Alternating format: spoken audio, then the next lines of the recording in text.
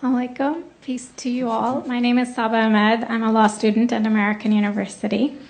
I am here to ask you a simple question. I know that we portray Islam and all Muslims as bad, but there's 1.8 billion Muslim followers of Islam. We have 8 million plus Muslim Americans in this country, and I don't see them represented here. But my question is, how can we fight an ideological war with weapons? How can we ever end this war? The jihadist ideology that you talk about, it's an ideology. How can you ever win this thing if you don't address it ideologically? Great question. I am so glad you're here, and I am so glad you brought that up because it gives us an opportunity to answer. What I find so amazing is since the beginning of this panel, which we are here about Benghazi attack against our people, not one person mentioned Muslims. We are here against Islam, or we're launching war against Muslims. We are here to discuss how 4 Americans died and what our government is doing. We were not here to bash Muslims. You were the one who brought up the issue about most Muslims, not us. And since you brought it up, allow me to elaborate with my answer. There are 1.2 billion Muslims in the world today. Of course, not all of them are radicals. The majority of them are peaceful people. The radicals are estimated to be between 15 to 25%, according to all intelligence services around the world. That leaves 75% of them peaceful people. But when you look at 15 to 25% of the world Muslim population, you're looking at 180 million to 300 million people dedicated to the destruction of Western civilization. That is as big of the United States. So why should we worry about the radicals, 15 to 25%? Because it is the radicals that kill. Because it is the radicals that behead and massacre. When you look throughout history, when you look at all the lessons of history, most Germans were peaceful. Yet the Nazis drove the agenda. And as a result, 60 million people died. Almost 14 million in concentration camps. 6 million were Jews.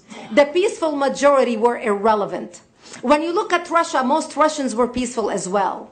Yet the Russians were able to kill 20 million people. The peaceful majority were irrelevant. When you look at China, for example, most Chinese were peaceful as well. Yet the Chinese were able to kill 70 million people. The peaceful majority were irrelevant. When you look at Japan prior to World War II, most Japanese were peaceful as well. Yet Japan was able to butcher its way across Southeast Asia, killing 12 million people, mostly killed with bayonets and shovels. The peaceful majority were irrelevant. On September 11th in the United States, we had 2.3 million Arab Muslims living in the United States. It took 19 hijackers, 19 radicals to bring America down to its knees, destroy the World Trade Center, attack the Pentagon, and kill almost 3,000 Americans that day. The peaceful majority were irrelevant. So for all our powers of reasons and us talking about moderate and peaceful Muslims, I'm glad you're here. But where are the others speaking out? And since you are the only Muslim representative,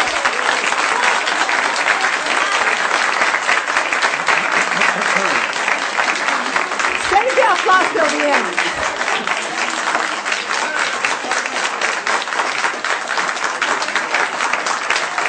Thank you. Thank you. And since you're the only Muslim representative in here, you took the limelight instead of speaking about why our government, and I assume, are you an American?